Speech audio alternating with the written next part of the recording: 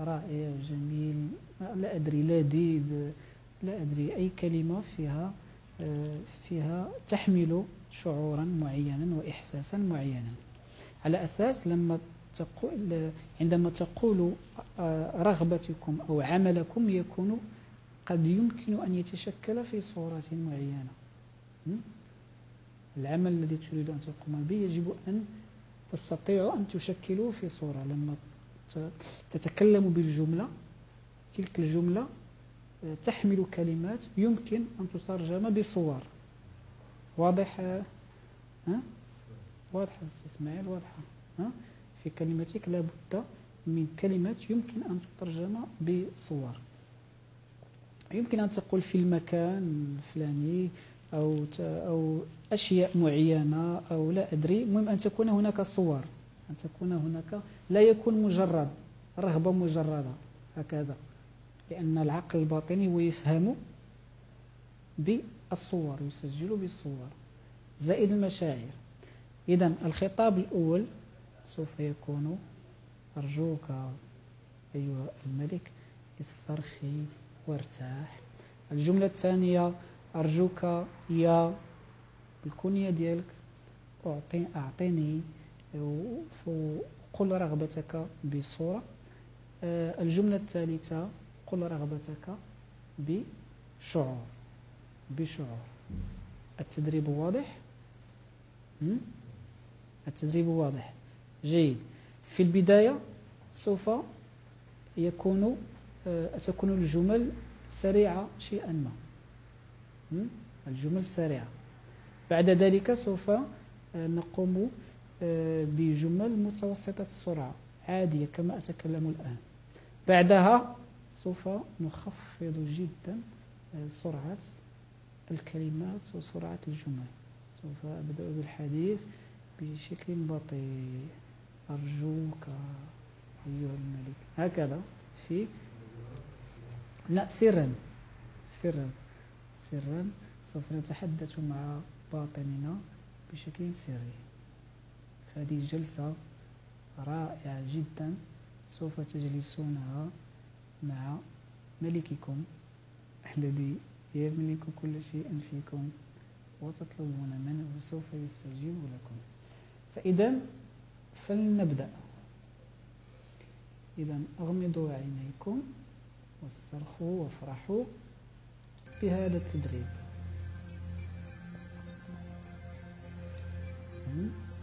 أرجوك أيها الملك استرخي وارتاح. أرجوك أيها الملك استرخي وارتاح. أرجوك أيها الملك استرخي وارتاح. أرجوك أيها الملك استرخي وارتاح. أرجوك أيها الملك استرخي وارتاح.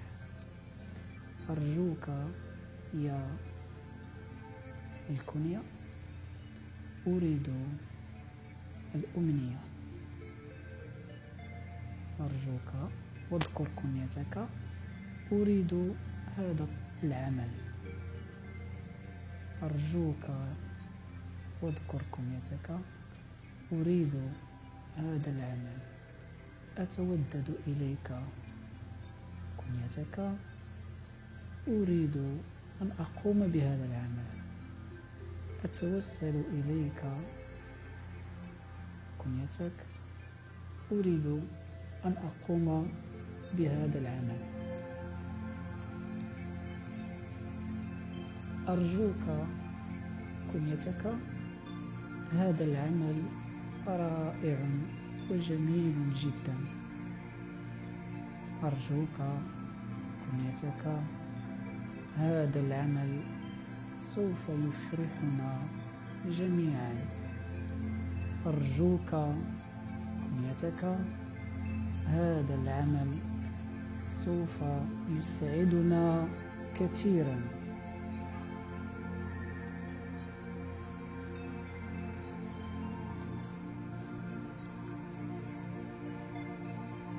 أرجوك أيها الملك أعطني أمنيتي.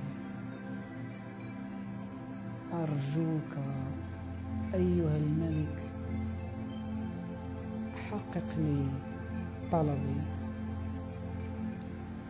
أرجوك يا مالكي حرر طاقتي. أرجوك يا مالكي حقق أمنيتي.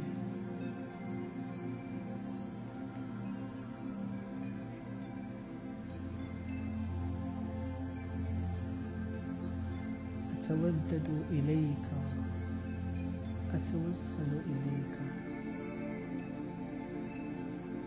أنت الذي تحكم البلاد والعباد، وجوارحي وأحاسيسي كلها بين يديك. أريد أن تأمر جوارحي لكي تقوم بالعمل الذي أريده، أن تحرر إرادتي، فالعمل في صالحنا وسوف يسعدنا كثيرا.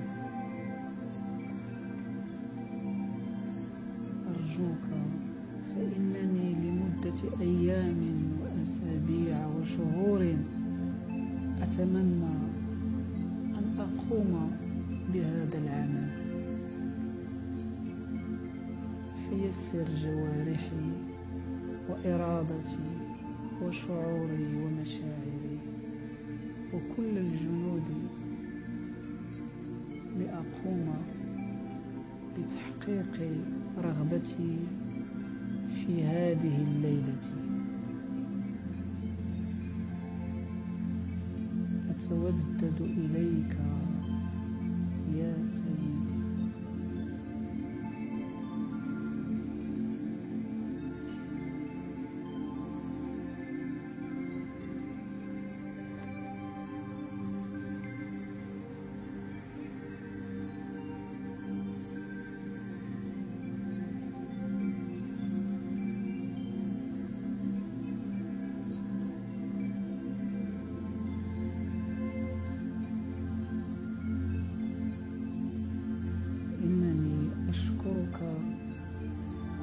استجابتك لي واقتناعك بهذا العمل أنه في مصلحتنا وفي مصلحة رعيتنا. شكرا على اقتناعك، شكرا جزيلا على الطاقة التي حررتها، شكرا جزيلا على الإرادة التي رفعتها، شكرا جزيلا على استجابتك لطلبي.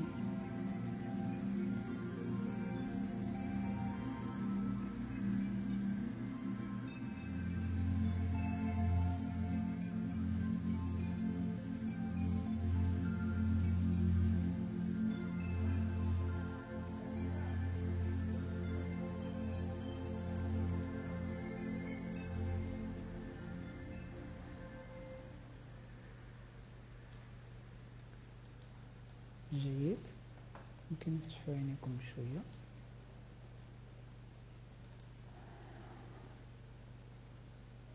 طرخيتوا شوية. دابا تقييم ما يكون حتى الحصة الجاية تشوفوا واش غادي كيكونوا متأكدين أنه غادي الإرادة ديالكم غادي تزاد وحتى الجوارح ديالكم غادي تساعدكم كثيرا على أنكم تقوموا بهذا العمل. المدة اللي درنا دابا ما كاملاش 5 دقائق، لكن كل ما كانت المدة أطول ديال الحديث مع الناس والطلب منها وانك تقنعها وتشرح لها بحال تتحدث مع شي واحد تقنعه يقوم بواحد العمل معين، كل ما كانت المدة أطول كل ما تكون الاستجابة أطول واستجابة أكثر. فنشكركم كثيرا على الحضور ديالكم معنا. لابغيتو تقولوا لنا شي كلمه قبل ما نساليو هذا التدريب ديالنا؟ شكرا. نعم، فإذا أعزائنا المشاهدين نأتي على نهاية الحصة ديال اليوم، وموعدنا إن شاء الله في حصة تدريبية مقبلة، والسلام عليكم ورحمة الله.